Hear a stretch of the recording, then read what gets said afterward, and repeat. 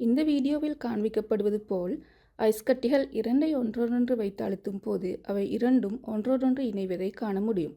இங்கு நிகழ்வது அமுக்கம் மாறுபடுவதன் காரணமாக நீரின் உருகுநிலை வேறுபடுவதன் விளைவாகும்.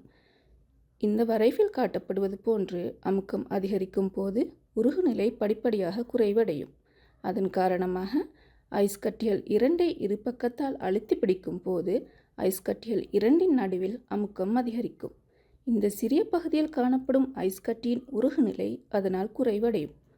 இதன் போது 0°C குறைந்த வெப்பநிலையில் ஐஸ் கட்டி நீராக மாறும். இருபுறங்களிலிருந்தும் வழங்கப்படும் அமுக்கத்தை அகற்றும் போது நீரின் உருகுநிலை மீண்டும் உயரும். அதனால் மீண்டும் ஐஸ் கட்டியாக மாறும். திரவநிலைக்கு மாறிய போது நீர்நிரல் ஒன்றோடொன்று இணைந்து காணப்படுவதன் காரணமாக மீண்டும் ஐஸாக மாறும் போது ஒன்றாகவே ஒடுங்கி ஐஸ் கட்டிகள் ஒன்றோடொன்று இணைந்து காணப்படும்.